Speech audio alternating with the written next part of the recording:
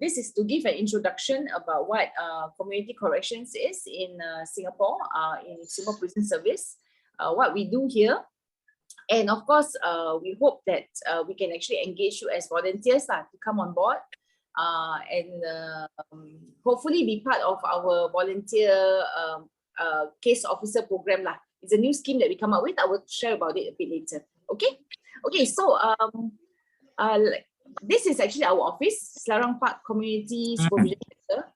Yeah. So it is actually located. I will show you where it's located. But basically, COMC, as I mentioned before, it was set up in 2012. Sorry, it was set up in 2014. Yeah. So as you can see from this picture, we tend to be more. We tend to look a bit more civilian, primarily because our work is in the community. So as COMC officers, this is our. We have actually a different mission. The next slide, please. Our mission, of course, is to rehabilitate, reintegrate, and supervise offenders and ex-offenders in the community. Next slide, Luis.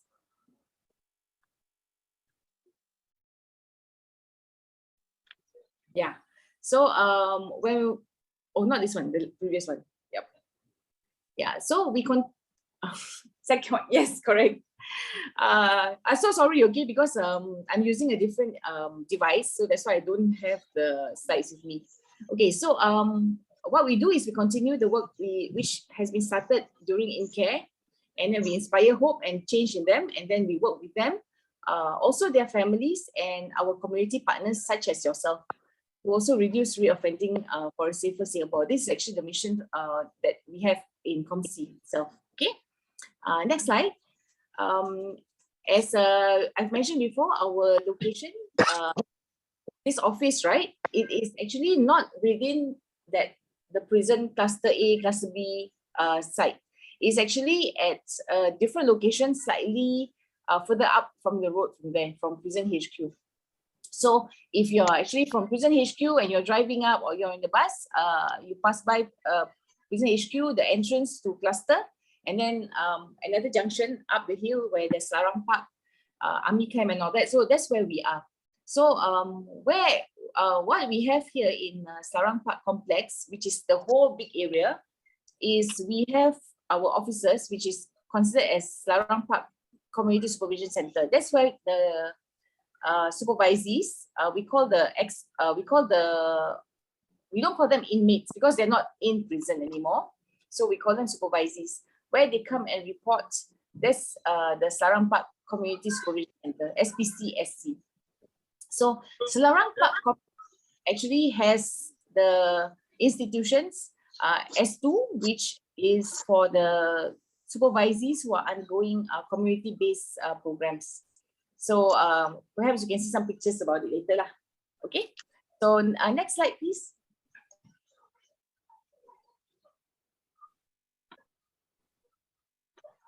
So just a bit of a background as to what are the areas that we have in COMC. Of course, my branch, that's the policy and planning. So we are one of the 4 branches which are dealing with, I would say, the staff branch lah. We do the staff work. So for policy and planning, of course, we do more on strategic planning activities, and then we also look into the communications and, of course, what are the initiatives that we need to do to make sure that COMC is actually ready for any future developments in corrections. So staff development, of course, is like HR. So they're also doing more in terms of management of staff, deployment, training, career development, and all those other functions of human resource lah. The operations and security branch, OSB, they are the ones who are looking into safety and security of not just the facilities, but also in terms of monitoring the supervisees when they're out in the community, such as looking into the electronic monitoring system. That's what we call tagging. And also making sure that the urine testing operations are actually done well. That's in SPC itself. Lastly, for the staff for the administrative branches, we have Community Sentence Management, CSM. So of course, these are this branch in itself look into administration of the program and placement and releases. Okay, so for like corporate services, as you know, corporate services will be looking to logistical side. We also have Intel, which they are doing the intelligence gathering. So for example, when we have abscondents, you know, when we actually have breaches in curfew and all that, they are the ones who also come in and help us. Investigation, of course, when we do, as I mentioned about breaches, they also do the investigation when it comes to supervisees when they have actually committed some offences against the program. Okay, for the most, I wouldn't say the important part, but the meat of our COMC itself is, of course, the staff who are handling the cases, right? So staff who are handling cases are within these three branches, which are called Mandatory Aftercare Scheme. So is for short, we call it CMAS, CMAS, Community Corrections Halfway House or Home Detention Scheme. So it's under CHH. And of course, Community Corrections, Employment Placement Service, EMPS, or Work Release Scheme, WRS. So that's called CWRS. So these three branches actually hold on to the bulk of the staff who are, as I mentioned, handle cases. And they are divided into two sets, which are the correctional rehabilitation specialists. These are actually counselors like myself. So they come from social work, counseling, or psych backgrounds. So what we do is, of course, we implement case management plans, we do referrals, we facilitate counseling, we also do assessments. So on the other hand, we also have the uniform officers who are called reintegration officers. So although they also do casework, they are primarily there to ensure the supervisees are compliant to supervision conditions. So whenever supervisees have breaches, have any issues with their conditions, they will be the one who will be on hand first. Okay, so basically that's the setup of COMC itself. Okay, next slide. So as you can see from our work locations, right, because we are not, sometimes people will be asking us, oh, are you working in cluster A or cluster C? We are not exactly bound by clusters. So for us, if we need to go into the clusters to do interviews, that's where we'll be going.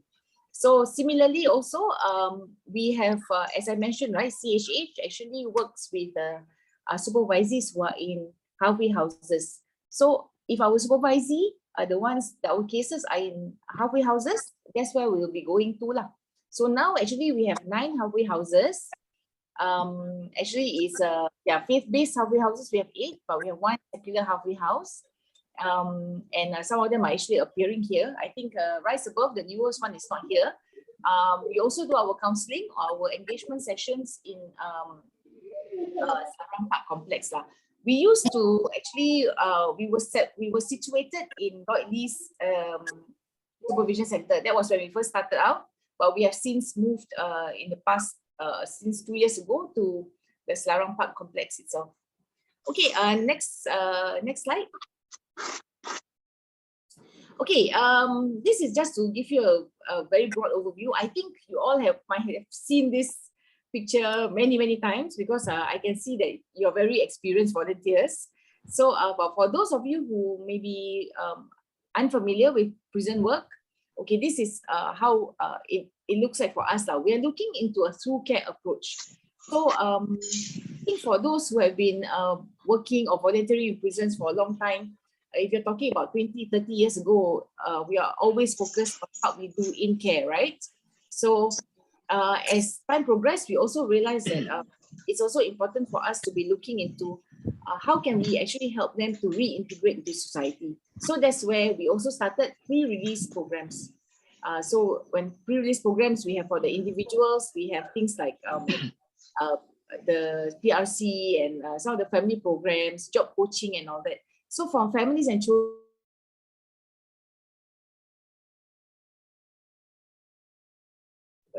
I think, okay, so we also try to look into how we can actually engage families and children so that our supervisees, as they're coming out into the community, they're also having some preparation for them to be released out. And then when COMSI or when aftercare actually, when we have our aftercare programs, what we also try to do is to make sure that we don't just stop there at the time when they are released, but we also continue on. So when they are out in the community, how can we actually help them to get jobs, for example? How do we make sure that we place them into proper employment? How do we make sure that we try to refer them to the relevant associations or organizations so that they are supported? So far, this is how the approach has been for prisons. And where I'm going to be concentrating on talking about is, of course, the aftercare and reintegration. Okay, next slide. Okay, so what is community corrections itself, right? Basically, we don't just look into supervision itself. We also look at it in terms of supervision and rehabilitation. Supervision, of course, is very easy for us to just check, okay, is a guy coming back on time, is he following curfew and all that, but that's only just one of the areas that we are concerned about, because at the end of the day, we also want to make sure that the supervisees or the inmates who are coming out into the community have been rehabilitated, and they are actually moving from antisocial to having pro-social thinking and demonstrating such behaviors. And of course, in the end, we also hope that there's reintegration into the community where they are actually the same as every one of us. In fact, ex-offenders are also Singaporeans. They're also part of the community, right? So that's what we also try to achieve when it comes to why we are actually pushing towards community corrections. Next slide. As usual, for Singapore Prison Service, we are very much into evidence-based practice. So research has actually shown that the post-release phase is really the most critical part of the journey of an inmate. Because that's when the emotional needs and the material support actually is most acute. A lot of times, especially if they have been incarcerated for quite a number of years, they might actually have lost the emotional support from family members. So we realized that without the support or without the having that post-release reintegration efforts, they might actually be even more lost, and they are more prone to going back to their antisocial peers, right? And in terms of material support, as you know, whatever funds that they have when they come out from prison, it might not really be enough to carry them through for that long. So of course, we realize that rehabilitation has to be done also in real life setting, because in the prison cell, it's very much artificial, right? They don't come back and live by themselves in a home where they don't mix around with society and other members of the public. So we realize that when it comes to rehabilitation, when they're out there, when they are faced with challenges with friends, negative friends, challenges with stress in the jobs and all that, it is more important for us to be there to handhold them. And so far, we have actually seen some good results. I think for those of you who have been keeping track of the stats released by prisons, right? Yeah, our completion rates actually has been quite positive. Even our 2-year receipt rate, and now we're actually even measuring the 5-year recidivism rate. So we are seeing that such a post-release or community programs are actually better for the supervisees, and that's why we are also there's so much focus on community corrections now. Okay, so next slide. Actually, this will just show the progress of community corrections. Although I said COMSI was set up in 2014, and I mentioned that I've been doing aftercare for past sort of 10 years or so, community corrections is really not something new. It has been there, I think, for those of you who might be working in halfway houses and all that, it's been there since 1980s, right? So we have actually progressed quite a lot in terms of com corrections. And it's just that I think if you look at what we have been doing, it's just that now that there's a lot more importance in terms of rehabilitation in the community. There's a lot more efforts and a lot more resources also placed on in this area. Yep. Okay, so next slide. Okay, so what does the supervisee go through when they are in Form C, right? So during the in-care phase, of course, as you know, the emplacement to programs, the community-based programs, CBP programs, is actually not as simple as, okay, I can, the supervisors can just say, okay, I want to go to this program or that program.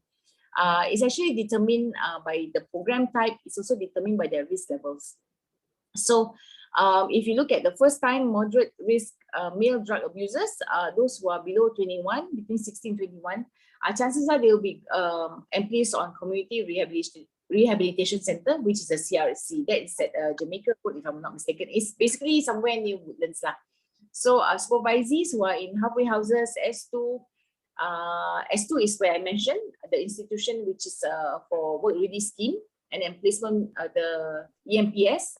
So, and the Selarang Halfway House, they will also be transiting back to home after some time, after they have gone through a stint in the halfway houses or in S2 or in Selarang Halfway House. So actually out of all these, the in-care phases, there's actually 3 different schemes that they might actually be undergoing. The first one is for direct releases. So direct releases means when they are out, they will not be having anybody from ComC to be attached to them, because they will just be out on, they'll just be out on their own. Basically, they might have actually failed community-based program, or they are found not suitable for community-based program, right? Okay, so the second group of people, the community, under community-based program, CBP, there's also division between the penal and the DRC. So basically, they are serving their tail end of the sentence in the community itself. Depending on where they will be at, it could be a halfway house, you know, it could be a S2. And they are actually regular urine tests actually conducted by prisons itself to make sure that they are keeping clean. Right. So the third group, which is the mandatory aftercare scheme. So this one is this one was started, I think more than 5-6 years ago. Yeah. So selected penal offenders are emplaced on a structured regime. So basically, it's compulsory for them. If they are found to be suitable for MES, they have to stay in Selarang Halfway House. That's the building just next to our office. Or if they are on scaled down MES, they can actually go home. Or there could be also calibrated MES. I shall not go into that because it can get quite complicated. But these are the 3 main schemes that we have. So in all of these schemes, other than the direct release, there will be the part where they actually will be in camp itself, which is, like I said, institution S2. So if for those who are on CBP and they are in S2, they are also allowed to go outside to work. So basically, it's like it's a camp . So in the morning, they are going outside to work, right? And then in the evenings, they just come back. So what we try to do in this place is also to give some programs to them so that we want to make sure that there's actually gradual integration for them into the society. Because sometimes, as you know, when we go to work, there's a lot of issues that they are facing. There could be stressors that they might not know how to handle. So when they are staying in the institution S2, there is some guidance there for them to talk to the ROs or the ROs when they're coming back in. So for the halfway house, the ones who are going to the halfway houses itself, they are actually mostly they are supervisors of higher risk. The halfway houses have different structured programs, and there are different regimes, I would say. So depending on which halfway houses they go to, they will of course be subjected to the rules of the halfway houses. So of course, usually after they have completed a certain time or certain duration, they will actually be able to go home. Some of them who are under CBP are also on home detention, or residential scheme, in which case they will be staying at home, but they will be tagged lah, because there will be supervision in terms of the curfew. Okay, so next slide.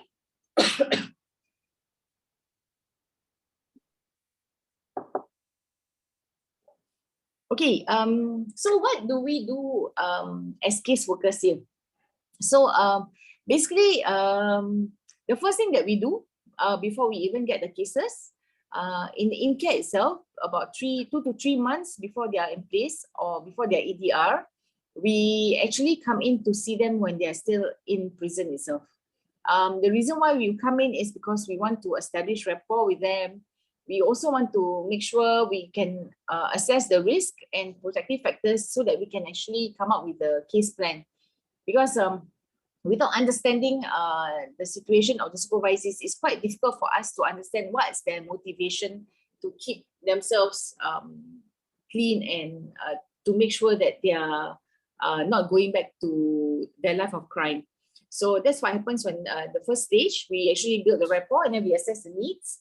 And then, of course, secondly, when they are in the community itself, what we do is we provide that kind of support for them. Usually, from my experience, we realize that when they have just started, when they've just come out, one of the areas that they require, of course, would be financial lah. That is quite common, right? Because even when they come up with $3,000 and all that, the money is really not going to last very long. So usually what we do is we try to motivate them, of course, to stay clear of drugs or to stay clear of crime. And we also want to assess how stable they are in the community, and if there are any needs that they have. For example, like they have not had a, they're not they can't get a job, for example, or they have nowhere to stay after their stints in halfway houses. We also try to see how best we can try to ensure that all these needs are met lah. And of course, when they have challenges and all that, that's where the counseling sessions come in, right? Okay, so after that, I wouldn't say after that lah, but during the sessions, during the time when they are out in the community itself, if we do realize that they need some help, that prison itself, we cannot assist them, that's why we actually make referrals. So like the common referrals that we make would of course be for financial assistance, accommodation to places like High Point, or what's used to be Men in Crisis, but I know they changed the name. Yeah, so there's a few other shelters that we also work with. So we do try to refer them to the right places so that they'll be supported even after the compulsory community-based program lah. So and for those of them who do have families and we are thinking about reunification, what we do of course is try to see how best we can engage families to try and see whether how the families can actually come in to support. Yeah, because part of the case managers group. Sorry to interrupt. Sorry, somebody's talking and I can't hear you. I'm so sorry. Somebody's on the phone. I'm not sure who it is. I'm sorry, I just can't hear anything saying. No worries. 可是我跟你讲，至少最少都要2-3个礼拜。 Maybe you can mute everyone except me. If one of the hosts can mute whoever's talking on the phone, that would be great. Sorry about that. Sorry to interrupt. I just couldn't hear what you were saying. No worries, no worries.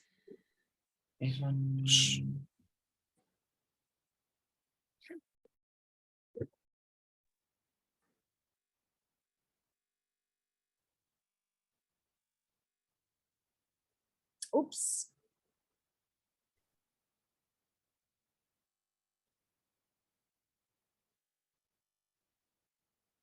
Okay, so that's where we last stopped, right? Yeah, so as I mentioned, this is actually the work of a case officer, which is our CRS and the RO lah. So documentation is of course important because we of course have to make sure that the work that we do is actually documented, and what are some of the programs or some of the interventions that we've done. Actually, for us in COMC, all of us we are using EPICS, that's the Effective Practices in Community Supervision. EPICS is actually the foundation for our work. It provides a structure to how we want to engage them, how we want to do the interventions. Yeah, so of course, lastly, before we end off the case, of course, we also must make sure that we're doing a careful review so that by the time the supervisee ends the program, that we have actually sufficiently addressed their risk of reoffending. And of course, if they have protective factors to actually improve that, and of course, to evaluate the progress of the supervisees. That's in general, in gist, that's what we do when the supervisees are going through our program. Okay, next slide. Okay, these are just some analogies that we have. Because to be honest with you, sometimes work with supervisees can also be very challenging, right? Because there are so many different types of challenging of supervisees. By and large, quite a lot of them are motivated, but of course, we also face some of our supervisees who seem to be quite resistant to the help that we want to give lah. So of course, we always think to ourselves that change is like driving a car on a road trip, you know. It needs a commitment and all that. Yeah, just hold on for a while.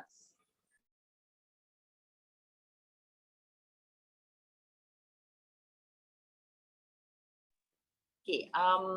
So and working with supervisees is also like growing delicate plants, because we have to water them, nurture them, and for myself, I always see our work here as planting seeds. And that's why I also tell the newer or the younger ones lah, because I always feel that when you plant seeds, right, you don't really get to see your plants growing in, say, 1 day or 2 days, right?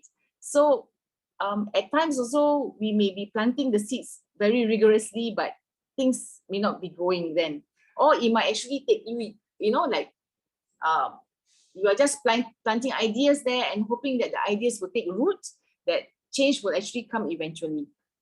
So so it's also like rebuilding themselves, instead of just seeing the ex-offenders or seeing the supervisees as going back to their I would say to their original place. Because I actually just came back from a conference overseas, and one of the things that struck me was that they don't want to talk about reintegration, because why do we want our supervisees or our ex-inmates to be reintegrated into the place that they were in before? Because the community that they were in, if it had been a negative, like an antisocial community, why would we want them to be reintegrating into that? So we would actually want them to reinvent themselves. So rebuilding themselves again as a new person, not so much as going back to what they used to be when they were offenders, right? Okay. So okay, just this part onwards is not so much about ComC. This part is more about just sharing about some of the experience that we had lah, that I have. Okay. So next slide. Okay, this one is really just generalization. This one actually some of the staff officers we were talking about this lah. So we thought, okay, this is just some generalization lah. The first one is of course the young and impulsive ones. So these are the ones who are like in RTC, right? So normally the early 20s, even if they're not in RTC, some of them have already, even though they're in the early 20s, they would be in MAS, because they've been in and out of prison for quite a few times lah. So although for the early 20s, it depends. Some are actually more educated. Some, of course, might have dropped out of school early on and been in the system lah. So for the younger ones, the drug of choice, of course, is more like ice, ecstasy, things that they can use to party lah. And of course, cannabis now looks very cool, right? Because all these other, some of the other countries are actually legalizing cannabis. So for them, some of the younger ones, what they are struggling with, of course, is peer acceptance. And these are the ones who generally would be being gang-related offenders or offenses, for example. Of course, relationship issues, because at that point in time, they're just setting up families, and quite a lot of them already will have kids. Sometimes not just one kid, but a few kids, even at such a young age. And of course, the family conflicts also come into play, because not only do they have children to take care of, but these younger ones, they also have parents who have a lot of expectations on them. So for them, that juggling, being the stuck in the as a sandwich, right? So for them, this might be something that can cause a lot of stress source for them. Yeah. So of course, the next one is like the father, who is like maybe in the 30s to the 40s. These are more the family men lah. I call them family men, but not necessarily they have families. It could be when they're incarcerated, they have families. But at times, of course, if they've been for long incarcerations, there's also the likelihood of the wives or the families leaving them lah. So for them, they tend to take pills, they take ice primarily because they want to work longer hours. It's not so much for the partying, but it's really about trying to earn as much for the families. Like I said, these are all generalizations, so don't take it as that's the only thing they do lah. So for them, the struggles, of course, is in terms of coping with financial issues, especially when families actually expect them to take home more, and then when they feel that they need to try to work two to three jobs even, that's where ICE comes in, because it can really keep them awake. Yeah. For the third one, the junkie, actually these are the people who are, I find people who are used to taking drugs in the 70s. That's where, so now they're already like 50s or 60s or even older than that, right? So they have a long history of drug use, because these are the people who have been going for LT1, LT2 bracket, they've gone through the whole slew of programs lah.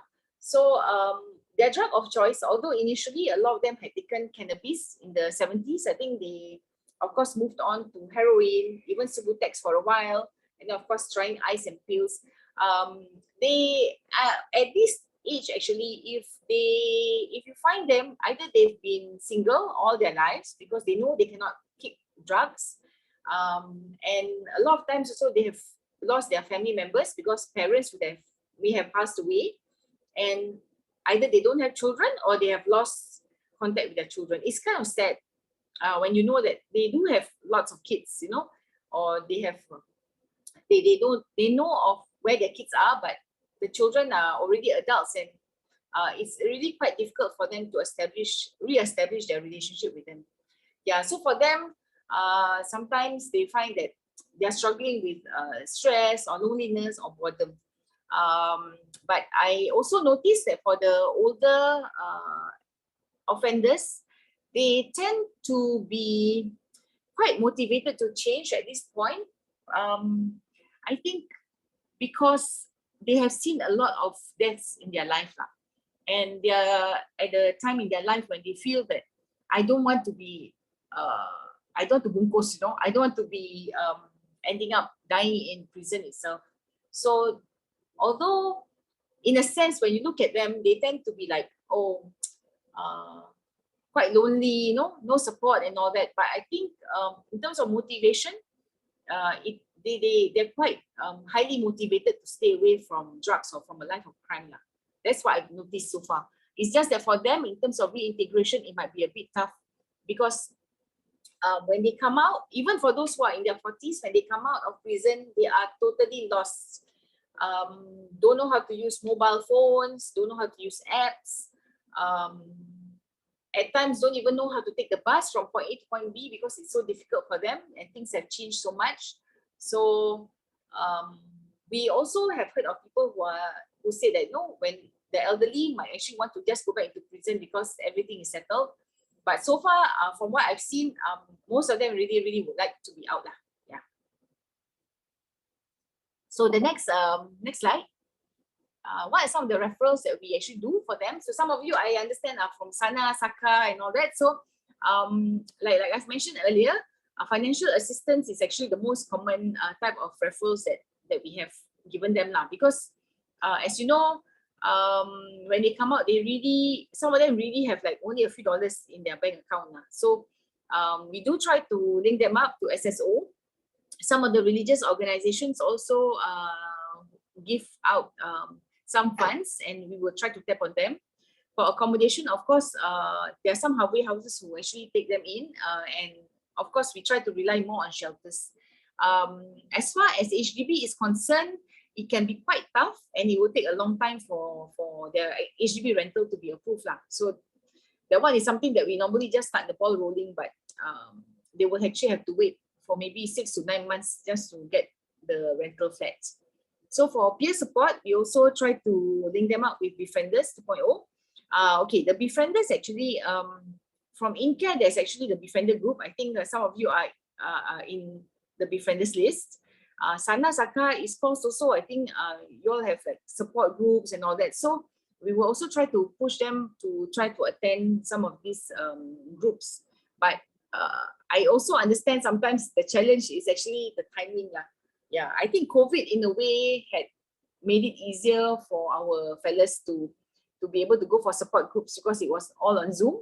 But I'm also not sure what's the status now. But I do understand sometimes they feel that they don't have the time or the finances to actually be able to go for support group sessions. Yeah, for employment, of course, we rely on YRSG, the Yellow Ribbon Singapore, and of course, East Coast. And I think importantly also now we are looking into how can we support them when it comes to marital issues. So we try to work with FSCs or MSF for this. For substance abuse, of course, we try to refer them to IMH or NEMS for them to get some outpatient or inpatient support. Of course, for those with mental health issues or psychiatric issues, we actually would link up with IMH for this, the Institute of Mental Health. Okay, so next slide. Okay, now I think I've been talking for more than half an hour, so it's good for me to also try to see what do you think are some of the areas of collaboration that we can actually look forward to with volunteers such as yourself. So so there are some questions here which I put up. What are some areas that you can collaborate with COMC or SPS? How else can COMC collaborate better with you? And if not with COMC or prison service, how can you as members of public help our ex-offenders to desist from crime? These are some of the questions that I would like to pose to you. So I'm just wondering whether anyone, would like to make a comment, whether, you feel that there's some areas that you can collaborate with us. Yeah. If you're shy, you can just type it in the chat. That's okay too. Hi, Haslinda. Not sure whether you can hear me. I'm Elisa from Singapore Aftercare Association. Yeah, thanks for this presentation. It's very helpful.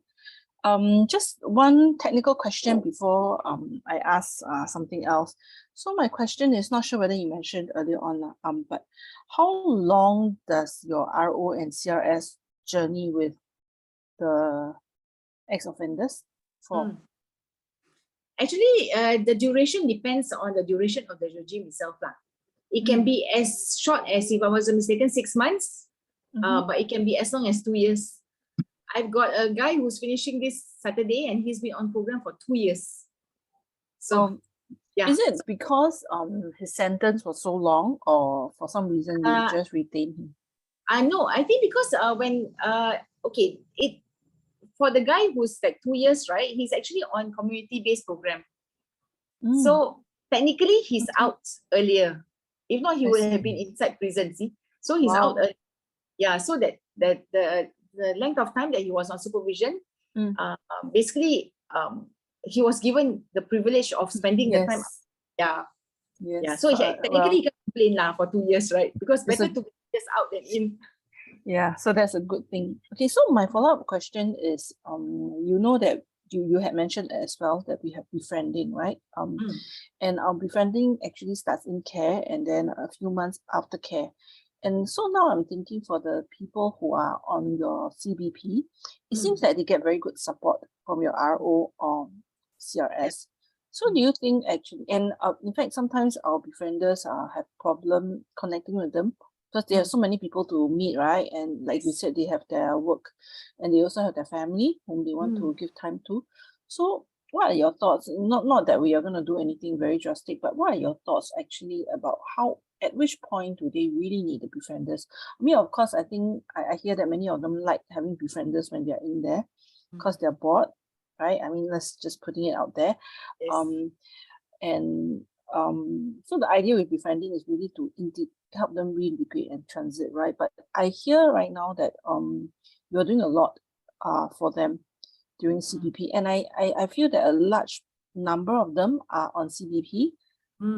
I think I don't know what's the proportion, not sure whether you have the numbers, like the proportion of people who are on CBP and versus direct release. Then like, where is the need for befriender, and where is the best place for befrienders to come in actually? Okay.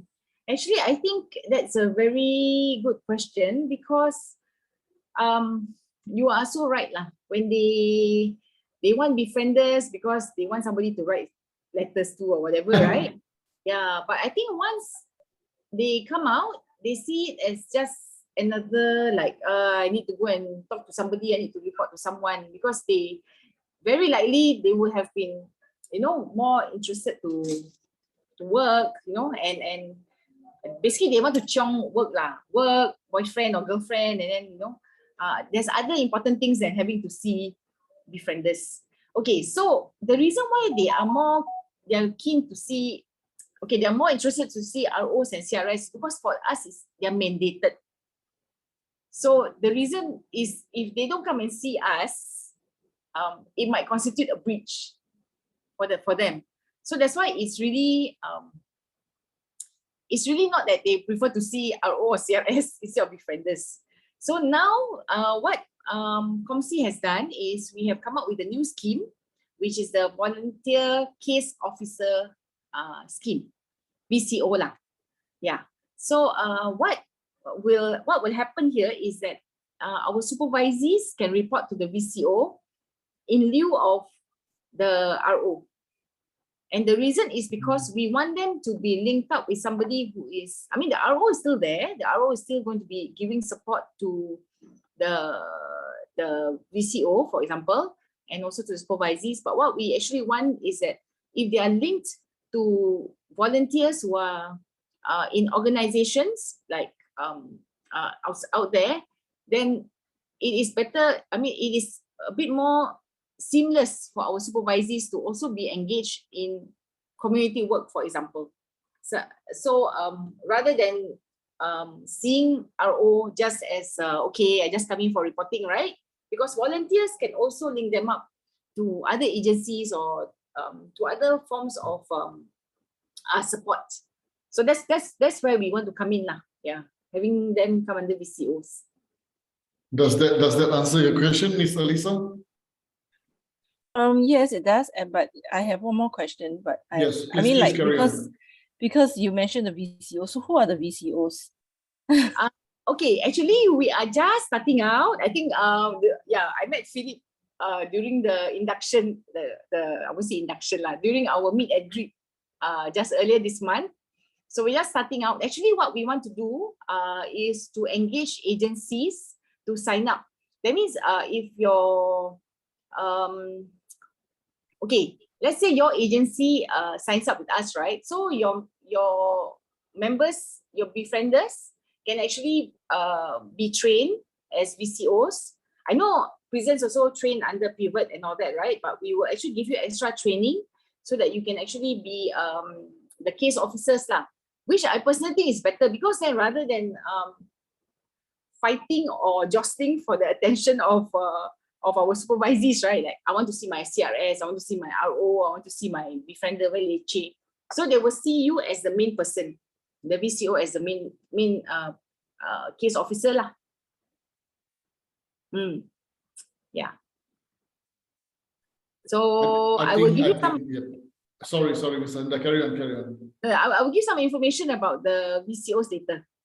Yeah. I think the VCO is a very good approach. I think it's a very good approach. Like what you said, when they approach the RO, so they felt mandated, and I think the VCO is more neutral kind of thing, So it's easy for them to adapt to the reality of life, right? Yes. Yeah, And I mean, understood. and to be honest also, if the VCOs, I mean, if you're coming from another organization, why not just bring them in, you know? I mean, so yeah, a lot of times I think people offend also because they cannot find, there's not enough like meaning, I would say, you know. So sometimes when they are part of an organization, when they feel that they belong, it's also good for them lah. So that's where you can come in also if your organization is very strong in terms of supporting volunteers. Yeah. Yeah. Well, okay, the floor is open now for the next question. Yeah. Anyone? This is Edward here. Hi, It's Edward. just like, Hi. good evening. I just like to ask, I mean, right now, I believe we have a limited pool of befrienders, right? So I was wondering, when you link up your inmates for befriending, okay, do you all do any what you call screening or filtering? Because I mean, we have a limited pool of befrienders, right? So not everybody will have that chance to be connected. So we want to, you know, try and ensure that, you know, there's somebody who is really keen, you know, to be connected, to be a befriender and really be intentional to walk this journey with them. So is there any screening on your part from the prison? Yeah, actually prisons, that will be under different department itself. It's under the Rehab and Reintegration Department, RRD. So when members of the public, you know, sign up to be volunteers or befrienders, the screening will be done by them lah. Generally, we try to assign same gender lah, because we are cautious about, you know, anything happening between if it's different genders and all that, especially not male volunteers to female inmates. That's definitely a no-no lah.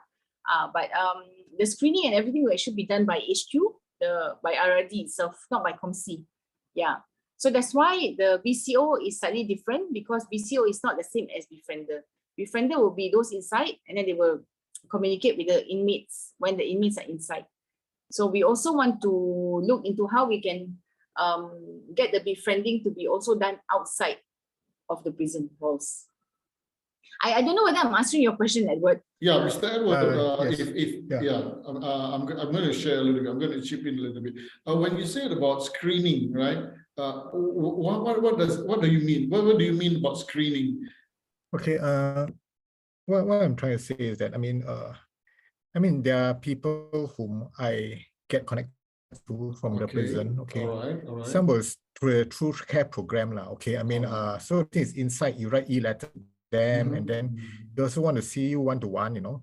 So all this I don't know whether sometimes like it's part of their strategy, you know, to get a what you call good favor from the RO or whatever, or you know, so that you know they get released or get their what you call their good books and all that, you know. Then when they come out, after that, when they go on the befriending journey, once they're out released already, sometimes they just disappear, you know. So there are such cases like that. Yeah.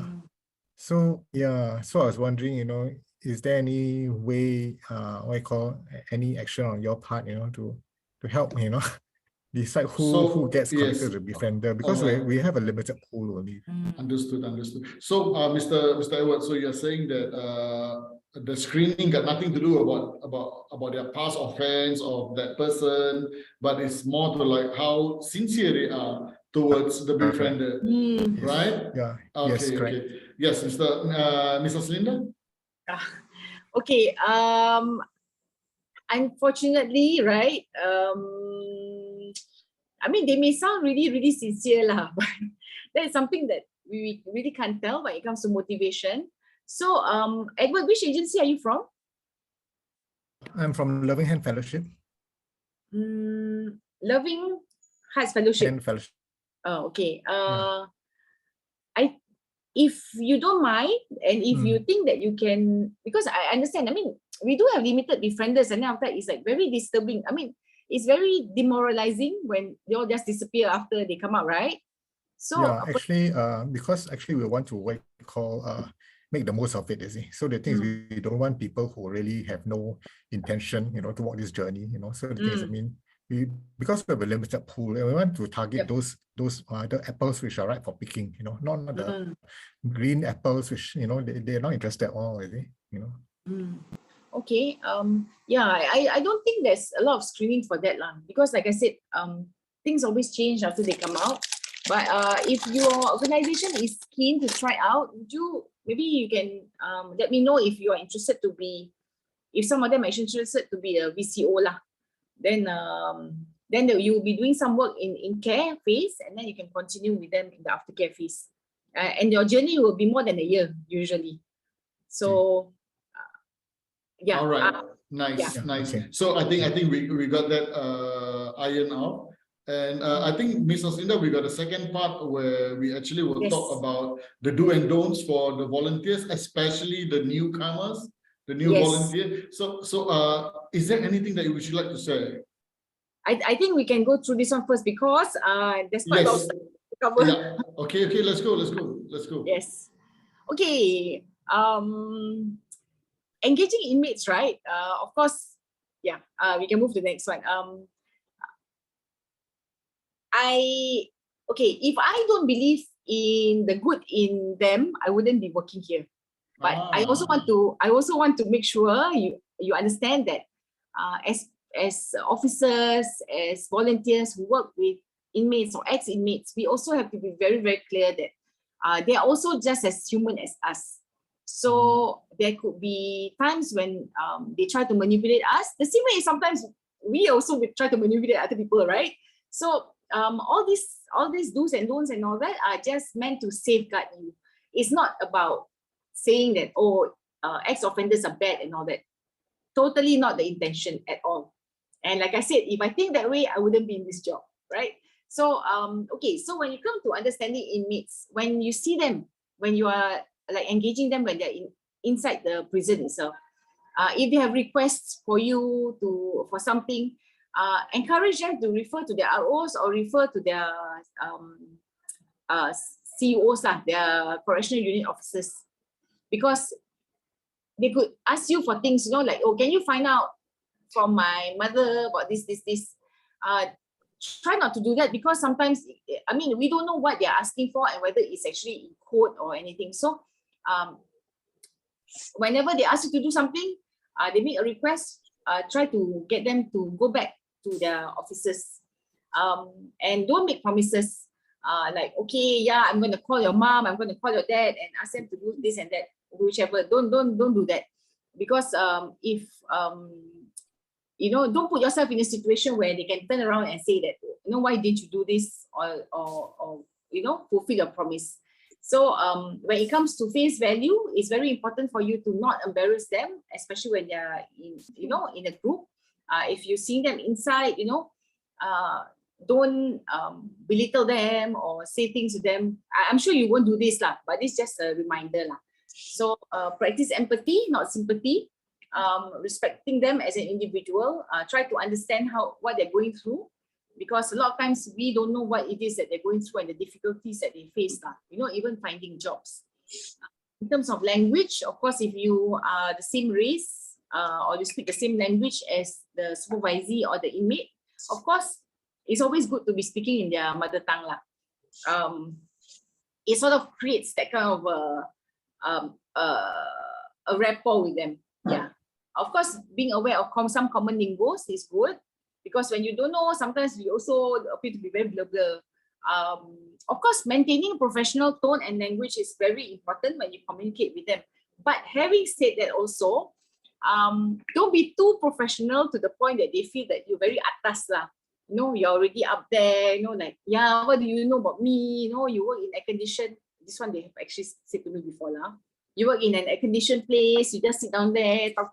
What would you know about what I'm facing?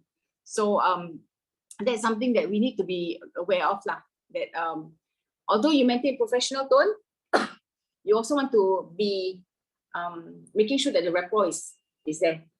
Excuse me. Next slide. Ms. Roslinda, there's this question which I think quite important. Would you like to answer it now?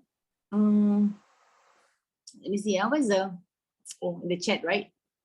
Yeah, it's from Ms. Susanti Yaakob. I think she's worried about if ex-offender can be the VCO. Is there any possibility? for ex-offender, I'm not really sure, but okay, because a lot of times we have to do the screening part, right? Like how you Yes. mentioned, right? Yeah. So the part on what do you call it? The screening. If you are good to go, then yeah, you can lah. But if not, then of course it means that it could be that you need to wait a bit longer, because there's actually the duration, the number of years after you've been released for you to be a volunteer lah. Yeah. Is there any duration limits for this? I think there is or something, but because I'm not in the HQ part, so Alright. I wouldn't want to comment on that, because I don't know what is the time span lah. Thank you, Ms. Aslinda. Please carry on. Thank you Yeah. very much. So okay, so being a volunteer in prison, right? Because you are not a staff, but that means you don't have to. I mean, there are certain parts where it's a bit slightly loose for you, but of course we also want to make sure that you are impartial and you're professional in your dealings lah. Okay, when if you know that, for example, you have any relatives or friends or whoever that's in prison, you have to let us know. Not that we won't allow you to be volunteers, but it's just that the coordinator will ensure that they are not attached to whoever is your close friend or your relatives, because it can be quite uncomfortable. That's one, and it also poses difficulty when it comes to being the impartial part and professional lah. Yeah, so that's something that you need to be aware of lah. Yeah. So for next slide. Yeah, so a lot of times, even for myself as a social worker, we also have to realize that we are limited in our scope of work lah. For example, if the supervisee needs family counselling, and I'm not a trained family counsellor, I am not. It's unethical for me to be actually engaging them in that. So if similarly, there's actually requests that's beyond your scope, right? Get professional help, which is available. It could be the CRSs, or it could be referrals out there. Especially when you hear about certain things like harming to themselves or suicidal thoughts that they have, there's actually proper channels for you to bring that up lah. Yeah, we will actually train for VCOs. We actually train them in crisis management, but we also want you to know that the support is given for you as volunteers. Okay, next slide. Yeah, so remember I mentioned about not to be manipulated. So normally, how do they profile you, right? So if you're, okay, generally if you're very, very young and then very trusting, of course, you're slightly more open to being manipulated lah. But of course, like I said, this is just generalizing. So if you also don't have professionalism, that means you also say, this prison, everything also cannot. Never mind, I'm going to do this for you, You try to be friendly, then you try to like do things which are not, you're not supposed to. All these things are actually, you can be profiled to be like, easy game lah, basically. Yeah, or if you you yourself show that you got low self-esteem, that I want my volunteer, I want my befriender, I want my inmate to love me, to like me, or to whatever, then that will actually, of course, make you open to manipulation. The last part, isolated or detached from colleagues, as in or co-workers or other volunteers lah. Because there are sometimes when people see befriending as like, I want to befriend somebody because I want to do everything for them, to show that, I'm good enough and all that. That shouldn't be the way. Whatever it is, always talk to your, like, let's say if there's a team leader, if there's actually a mentor, discuss your cases with them, because it's always very important for us to also know that we are consistent in our work lah. Yeah, the next one, next slide. So how some of the inmates, okay, a lot of times this will happen in care lah, not so much as aftercare. How do they actually manipulate befrienders or even staff? Is sometimes they look like they're very timid, they look like they need help, because we are there to help them, right? So of course, when they look that they need help, that they're over dependent, we feel that, oh, here we are trying to save them, we are like Superman, we want to help them. So when they look like they need help, all the more we give them the sympathy, and all the more we want to help them by sharing things with them. So sometimes they themselves share secrets with us to say, hey, I know something about inmate A lah, because inmate A actually, maybe you go and tell the officer lah, so like try to win the trust from us. There's also sometimes they're flattering us by saying nice things about us. Actually, if they say things like, oh no, you look very pretty, or you look very good, you can actually just tell them thank you, but it's not very appropriate, and tell them that they don't need to flatter you lah. Yeah. Sometimes also playing staff against staff, or volunteer against volunteer, or staff against volunteer, or vice versa. Like they could say that, oh, this staff is very bad, maybe, they're not like you, so nice, or can you do something about this? Can you complain to prison service for this? So you just have to be very wary of this. Of course, I'm not saying that, being overly polite, those friendly or helpful supervisees or inmates, doesn't mean they're all out to get you. So you also have to just be cautious. Just make sure that,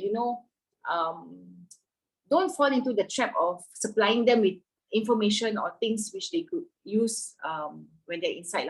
You know that when I started this job, I didn't even know that even giving them like football scores actually is could be used by them lah. Could be used for gambling or something. I was like, what's it about the football scores? Because apparently they also have gambling inside. So they want to know lah, like, okay, let's say Chelsea and Everton playing, how many goals and all that. So they need to know the scores. But of course, when you are new, or you don't realize that such a simple information, like they could be asking you like, hey, how was the football match? Was it who won? It's such a like simple conversation you're having, so innocuous, right? But actually, they could actually get information from you for other things lah. So that's why just be a bit careful. Like I said, not to scare you, but like it happens. Okay, the last, I think one of the last few pages we have, remember, just to repeat, the do's and don'ts, avoid over familiarity, don't need to overshare your personal matters, accept no favor, do no favor, just be professional, do not gossip about their RO, gossip about their CRS, or gossip about the program, and of course, don't take the bleeding heart approach to their personal problems, because although we have to be empathetic, we don't have to fall for, you must also remember, at the end of the day, it's their lives. They have to make the change, not us. Yeah, we are just there to facilitate and to help them. So, and of course, never fall for flattery. Okay, what happens actually if, you end up doing favors for them, or allowing them to take advantage of you? The next slide is actually it is about the staff, but even employee at halfway house also kena, because accepting bribes, right? Then of course there's also prisoner officer who also kena for corruption. A lot of times it's because of these bribes, is because some of them actually could have a lot of contacts outside, so they can actually pass money through their associates and all that lah, to give, to like offer you, but just bear in mind that all these things will come to light. So there's no point doing all these kind of things and then we also end up in prison, right? Yeah. So next slide. I think that's the last one. Yeah, these are some of the other cases lah. Like I said, not to scare you, but just for you to be cautious especially when it comes to anything to do with money. Yeah, don't let money exchange hands. Okay, having said that about money changing hands, if you're a volunteer and supervisor asks you for money, that's different from them giving you money. So if supervisor, you can see supervisor is distraught, maybe they don't have money to take a bus or anything, it really is up to you how you can handle it, because for one, we don't encourage you to be giving money, but I think we also want to be human. Yeah. So if somebody really doesn't have, you can see that person hasn't got money to eat or no money to take a bus or something. It's, if you do want to help them out, nobody's stopping you as befrienders, but just be wary about giving large amounts lah. When I'm talking about large amounts like $50, be mindful lah. Even you give $10 or so, sometimes you think to yourself, $10 can still buy the Cap Merah cigarettes, you know, the illegal cigarettes. So usually we also try to, if people are saying that they are hungry and all that, you can just bring them out for meal. That's okay. I'm not saying about things like that, money changing hands, but it's just that be wary if the supervisor is offering you something for you to, you know, try to pull strings. That's might be considered as bribery lah. Yeah. Okay, so we've come to the end. $20, yeah. Yeah. $20 can buy a straw of drugs, actually. Correct. Yes, you're right. Yeah. Yeah. So now for Q&A, any questions? All right. I was wondering. Yes, Yeah. To all the floors, I think this is the best moment. We've been listening for the last 1 hour. I think this is the best moment. There's a lot of things cluttered in the mind now, and this is the moment where we're gonna ask questions. I think Mrs. Linda is all ready. Are you, ma'am? Yes. Okay. I need to let me start. Okay. I got to backtrack a little bit. About the referral.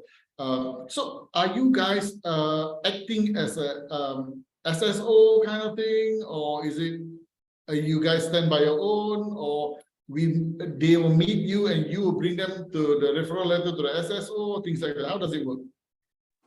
You're talking about my COMC, right? Yes, COMC. Yeah. No, for us actually it depends, because there were times when we actually brought them to SSO for those who are really in need lah, basically, you know. But generally we just we make the referrals as through a call or emails or letter lah. Nice. Mm. Okay, thank you. Yeah. And the rest? Yeah. Hello. Can I ask a question? Please. Okay. You see these common referrals. Okay, we start from COMC. Then I'm a volunteer with SAGA. So there are also others organization working with COMC. So how do we coordinate with so many so-called organization or association helping the inmates? This is my question. Thank you. Thank you. So I think Mr. Chan is trying to say that is there any center where everybody can join? And Yes. Yeah, right? Okay. Right. Yeah, Mrs. Linda. Okay, thank you for the question. Actually, this is also something that we ourselves face lah, which is why for us, right, in COMC, we work very closely with MSF, because MSF actually has systems such as like OneCV, the SSNet, and now they're coming up with another new platform to also make sure that we are able to share about our supervisees, like who's having what help from where. Because if not, yeah, you're right. It's like I may send to SSO, then SSO is may not know that this person is an ex-offender and all that. So we are registered with some of the MSF's platforms, sharing platforms. So that helps lah. But I'm not really sure about the other agencies. But if you're registering as befrienders, actually that is something that we might be able to tell you lah. Okay. Yeah. All right. Mr. Chan? Yeah, actually another question. So far we hear only drug addict. Okay. What about other physical criminal? That means fighting, and murder. So how do we help them? Is that the same thing? I mean, what about the drug? Is there different ways? Understood. I think you're asking about the more serious cases. So how do you make that approach, right? Correct. All right.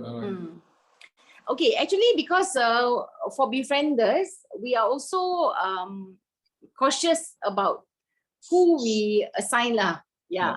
So, but for if you're talking about in COMC itself, for those who are like serious and violent crimes, the offenders, we also have a dedicated team who are looking into what are some of the interventions that will be more suited to this group of offenders. And also for those who are like sex offenders, violent crime offenders, they would have actually gone through some programs in care where it's actually done by the psychologists. Oh, Yeah, so we will actually have case discussions, case conferences with them, and then before they are actually released. And so, and not everybody actually has opportunity to go for community-based program. Some of them might actually be in other programs. Yeah. Because Thank now, you. Yes, Mr. Chan, because please. now from the police report, seems that the violence are going up now after the COVID-19. I mean, the crime, the Yeah. number of criminals are increased. Okay. Yeah. But like I said, also some of them, if they're first timers, also they might not be receiving the same program lah as yeah. I'm not saying that we only deal with drug offenders. Of course, we also deal with penal offenders. But that's why when it comes to COMC programs, when it comes to the counseling or casework, it's really tailored to the individual person lah. Okay. Yeah. Nice. Thank you, Mr. Chan. Okay, thank you, Thank you, thank Mr. Chan. Thank you. Anybody else, please?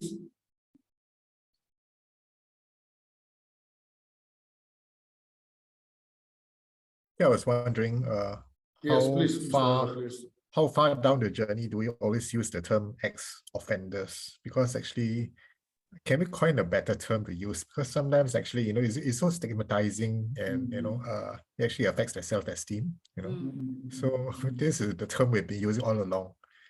Yeah. Yes. And we're wondering, is there any term we can think of? Actually, for us, that's why in COMC, we use the term supervisees because they are supervised, right? But now we are also looking into using terms like desisters because they are the ones who are desisting from crime. So, I mean, you're right lah. We are also having this, sometimes we think, what do we want to use? That's why if you notice, we also don't really use ex-inmate anymore, right? Yeah, generally, we might use the term ex-offenders lah, but we are trying to push out the term desisters because we think that it's more positive, without the connotation of the negative part about being an offender lah. Yeah. If you have something new and exciting to share with us or to suggest, we'll be very happy to hear that because it's really difficult coming up with a term which is not negative, Yeah, hi. Please allow me to share. Please, Currently, I'm please working with two of our friends who were released from prison for drug offences. So in my interaction with them, they call themselves recovering drug addicts. So and in my lunch with them or dinner with them, I ask them, "Hey bros, why do you call yourself recovering drug addicts?" And their words to me is to say, we have to remind ourselves that we are drug addicts, and once you are a drug addict, you are always recovering. You can never be free from the cycle of relapses. So when they call themselves recovering drug addicts, they're actually reminding themselves to be mindful of the environment, of their friends and the situation, and even their own mental health. So I thought, for certain terms, we may think that is may not sound positive, but some of our boys, some of our friends who has come out, may see differently. Yep. Like when I talk currently, they call themselves recovering drug addicts, and they tell everybody, "I'm a recovering drug addict." And that helps me. That reminds me to stay clear of drugs, and if I have anything, quickly go back to my friends or my whoever who's helping me. Yeah, so that's my encounter with them. Yes. Yeah. Actually, good point also because they say that they will only be successful when they pass on lah, as not as not a drug addict lah. Yeah, which is actually quite a sobering thought. Like anybody even from 25 years or however many years, so they can actually just relapse. So I was thinking, rather than coming up with a new term, I mean that's a good move, but we should also focus on education, on educating the public that, hey, let's look at our friends not with tinted lens, but with a new pair of lens or new heart, so that we can give them the space they need. But yet at the same time being mindful of the struggles. If we are too eminent about labeling them, without giving them space, then of course for the slightest of thing, when they do wrong, we say, you see, drug ex-prison is like that one. Then they have no space to breathe. They would then say, why everywhere I go, people stigmatize me, then they will be more prone to reoffending. Yeah. I think that the focus should be educating our general public, how can we give our friends a little bit more space, be kinder with our words. I think that's more important. Nice. Yeah. I think Yellow Ribbon Project has been quite successful in this, but we still have a long way to go.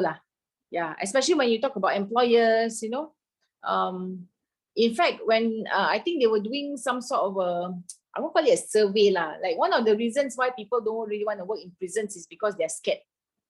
So if you're scared, it means that you're thinking that offenders or inmates are, certain category of people that you have to be fearful for. So I mean, that is something that we really need to work on in terms of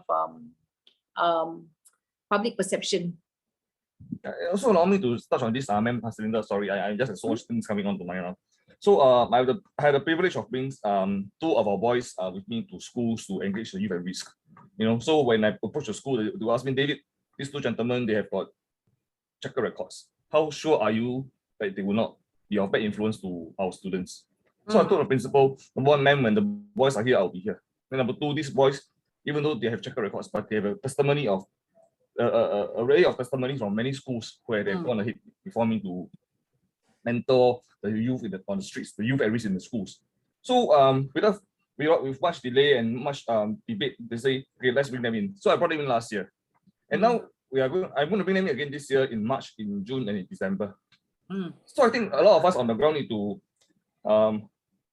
put our neck out on a chopping board of our boys. Say, yes, they may have checker record, but don't you, we all have we are all have some mistakes on one way or another, and let's give these boys a chance and hear from the students who hear these boys what are their viewpoints. So at the end of the session last year, the VP actually asked the students, what do you learn from Uncle Barry, Uncle Ridwan? Say, their story touches me to cherish my elder ones, my old ones, and to have good friends. So while our friends may have a checker record, but their story, even though it sounds foul, but it's beauty to the eyes and to the heart of those ready to receive. All right, nice. Okay, Ms. Haslinda, I think we got one question here, which it goes like this: what do I need to be a qualified befriender?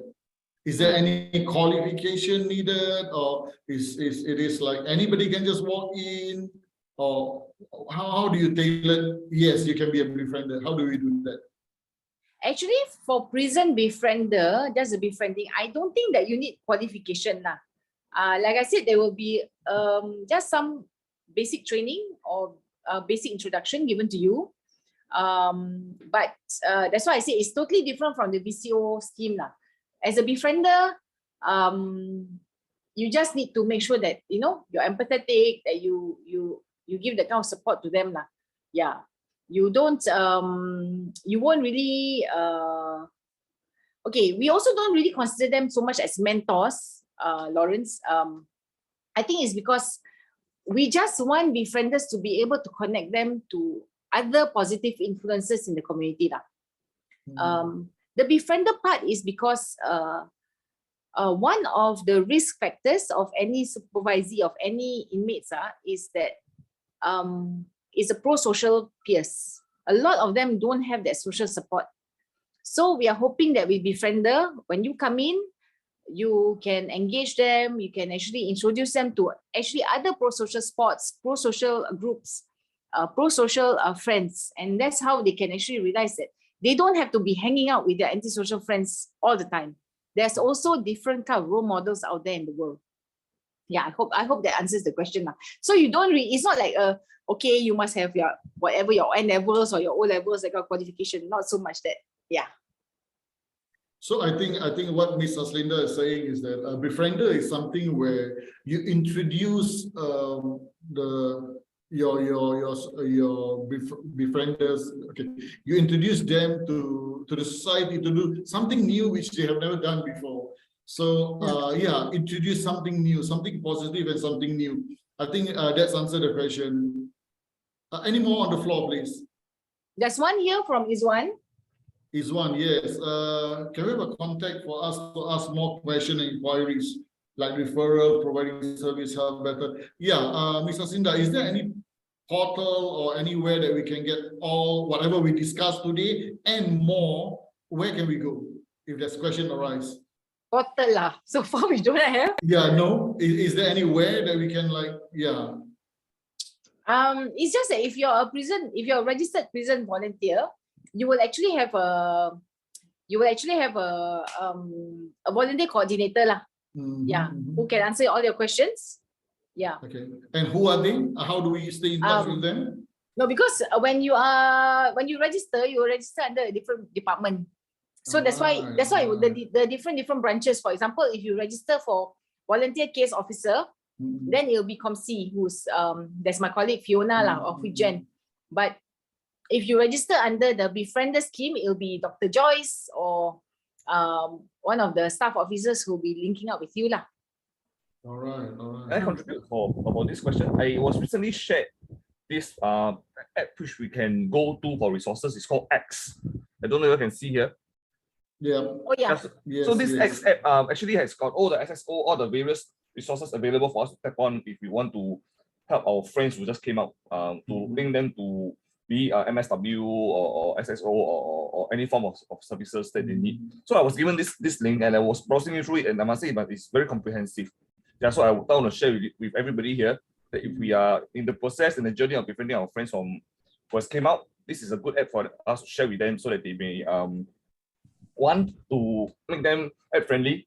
Number two, and also give them something on their hand that they didn't always come back to us. Yeah, that's my point. Yeah, okay, David, I think you got a very good point there. So if you can get the link, all right, Yeah. can you post it to the chat? So I that we would can share? I would Yes, thank definitely you. do it. Because that is a very useful. I've come across that by my mentor as well, and it's a very good app. To everybody who's listening, David gonna post it in the chat group, and please browse through and check it out. I think it's, well, like what David said, it's very, very comprehensive, and it gives a lot of idea, inputs, and recommendation. Yeah. Thank you, David. You can post it in the chat, please. Yeah. So just one last thing. Sorry, I want to share my observation. I mean, I'm brand new to working with our friends from prison, but in the last 3 months I was working with them, I realized something very unique about their hearts. They always have this desire, very strong desire, I recognize, to give back to society, to help those who are down and out. You know, so the few boys I've encountered so far, and when I visited Cluster B, I spoke to a few of them. I recognize the desire of them wanting to be of contribution to society. So maybe I felt like one of the things we can do as befriending is how can we inspire them on and to cheer them on in their quest to contribute back to society, to fulfill a dream. And by so doing, if you have more stories, look, these ex-prisoners did this, impacted this group, then we can slowly remove the stigma that our boys are facing, and also giving us more narrative to paint the different picture that would help our friends fare better in society. Yeah. Thank you, David. Thank you. So we have like approximately about 2 minutes. We got about 2 minutes more before Ms. Asinda gonna take her leave. And is there any more question? Any more burning desire that you guys have to ask? And if you don't ask, it's like a waste, you know. So do it now. We got 2 minutes from now, and it counts from now. Yeah, A burning desire. Sorry, I'm Burning just desire. wondering. Yes, please. I'm wondering, Elisa. as Linda earlier on, she was talking about the VCO, right? Yes, Is she going to yes. share about it today, or? Oh, you mean the extensive of what VCO is all about? I don't know. She did mention that she was going to talk more about VCO. Okay, we got like about 1 minute. Mrs. Linda, are you around still? Yes, I am around. Would you like to share a little bit about what VCO is about? You have, yeah. Like I mentioned before, the volunteer case officer scheme is pretty new. So right now, if you are volunteer case officer, what you do is basically you are attached to, an RO who is like your mentor lah. I won't say mentor, but somebody who is actually overseeing the case. But you will be handling the case yourself. meaning to say you'll be overseeing what this supervisee needs, do the necessary referrals, and of course making sure that he or she complies with the supervision conditions. But at any point, of course, if you have difficulties, you can always go back to the RO and seek help or any clarification. But the difference is that it will be mandated for the supervisee to see you. Yeah. So prior to emplacement, about 3 months or so, 2 to 3 months before, you come in to see him or her. And then, of course, do up, like I mentioned, right, during the case conference, the case management cycle, you assess the needs and all that. And then after that, you try to come up with a case plan, discuss with your RO, see what can be done for the supervisee. Yeah. We are hoping, of course, after they finish the program, they can continue on, especially if you have a volunteer agency, for them to continue on with you in their journey because the recovery takes forever, right? So there's no end point. Okay, I got the last one, a small one, a tiny one, right? A tiny one. Okay, to be a VCO, do you need stages to be there? Or you can jump straight away be a VCO? Do you need to be a mentor? You need to be a befriender before you go to the VCO state? What do you think? No, you don't have to. Actually, we will, like I said, we will actually provide some training. So if you're interested, but we are engaging agencies because we want to make sure that the agencies are also overseeing the volunteers, the VCOs. If you're part of an agency, of course, you can tell your agency, can you sign up with this? Then we will do the training and necessary administrative efforts. Thank you, Ms. Aslinda. Thank you very much. One last question. One last question. So with regards to this VCO, do they have to file progress reports and all those ISP reports to the prison for their supervisees? They do, right? Yes, but we make it very, very easy for you because the reports can be done by from SG. So you just use your handphone and just do a quick report. We also don't want to make things difficult for you. Yeah. So you do have to have reports, like for example, after every session you meet them. Yeah, we want to know that you've met up with them. Nice. Thank you. Thank you very much. Okay, before I end the session, what we're going to happen is that I'm going to post a form where we're going to collect ideas and collect review about what's going on now. I hope everybody participate and answer all that question. It's quite straightforward. Be honest. Mr. Edward and the gang, Mr. Chan, Ms. Aslinda, Jill, Luis, thank you very much. And Ms. Aslinda, your presence means a lot to us. Honestly, it means a lot. You are a ton of wealth of ideas and knowledge, and that 10 years you're with them, I think it speaks today, right? And thank you very much. Till we meet again, ladies and gentlemen, good night. Have a good sleep. See you around. Thank you very much. Sign off. Bye-bye. Bye. Bye-bye. Bye-bye.